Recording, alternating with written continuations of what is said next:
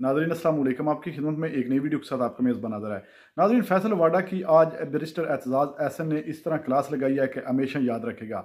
आजकल ये फैसल वाडा बड़ी बड़ी बढ़के मारता है और वक्त से पहले खबरों के अंबार लगाता है, जिस पर एतजाज़ एहसन ने इसको उधेड़ के रख दिया। नाज़रीन, वीडियो मुलाज़ा फरमाएं, फिर इस पर मुकम्मल तफसील आपके सामने रखते हैं। ये वाडा वाडवा हो है कौन? ये नून लीग में भी नहीं है जी। ये एमक्यूएम में भी नहीं है और ये सेनेटर हो गया। सेनेटर होना कोई, ये किसी फरीक का तो नुमाइंदा है ना। जी जी बिल्कुल। और वो फरीक जो है वो फरीक जो है वो पीछे बैठा सब कुछ कर रहा है। अगर आप कहें कि हम ये लोग जजेस की पगड़ियों से फुटबॉल खेलेंगे, इससे कोई ज़्यादा सख्त ज़बान हो सकती है। पर एक चीज़ नोट करें जी। ये वाडवा हो है कौन?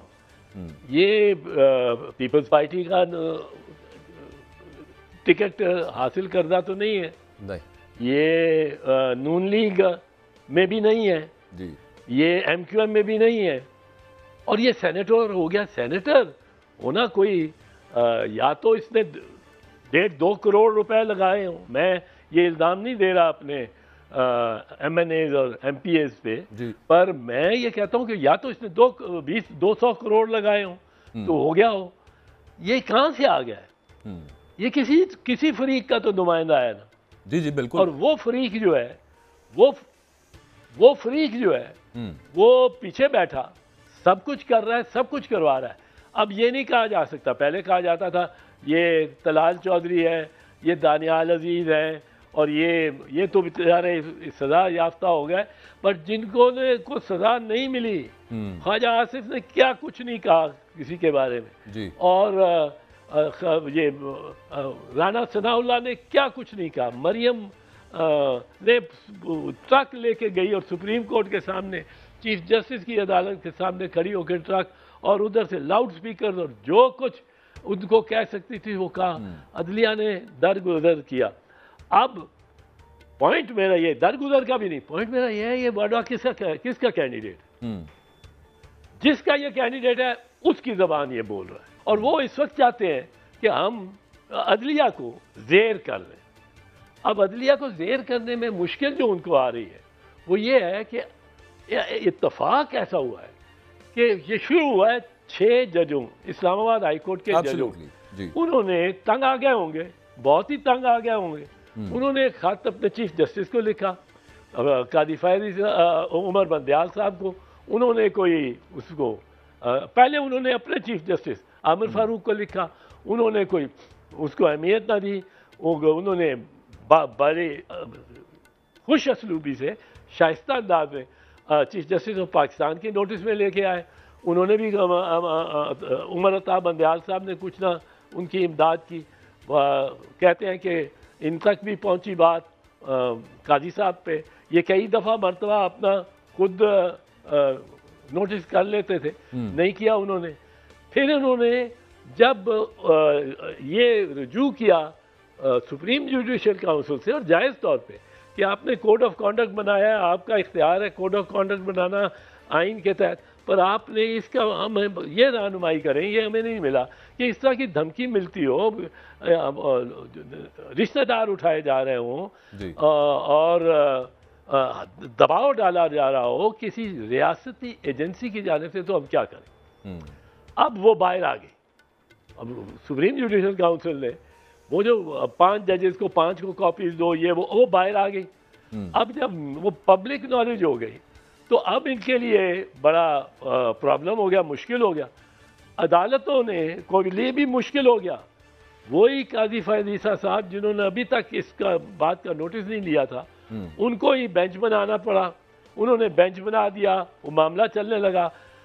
आपने कहा, काजी साहब ने कह दिया कि मेरे होते हुए ऐसी कोई धमकी नहीं आई किसी जी। आपने कहा nothing of this kind has happened under my watch. यानी उमर बंदयाल, आसिर सईद खोसा के वक्त से ज़रूर हुआ होगा, साकिब निसार, मेरे होते हुए कोई नहीं हुआ।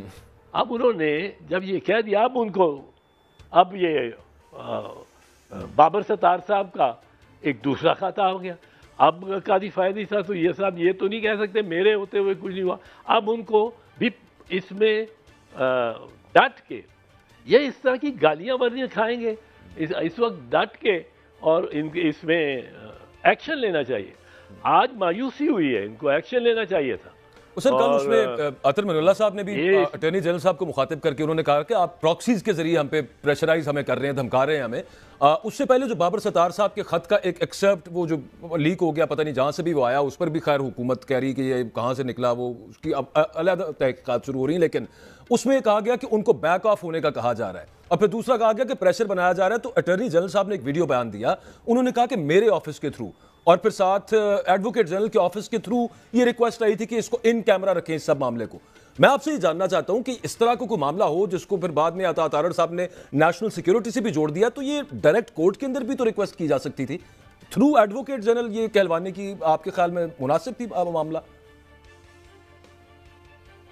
नहीं, वो तो कहलाना थ्रू अटॉर्नी जनरल और एडवोकेट जनरल ही मुनासिब है बजाय किसी और के, या लॉ मिनिस्टर हो सकते हैं। ये तीन, अटॉर्नी जनरल, लॉ मिनिस्टर, ये दो, अगर कोई आपने पैगाम देना भी है अदलिया को, और ज़रूरी नहीं होता कि आपने केस के मुतल्लिक ही इल्ज़ाम देना हो।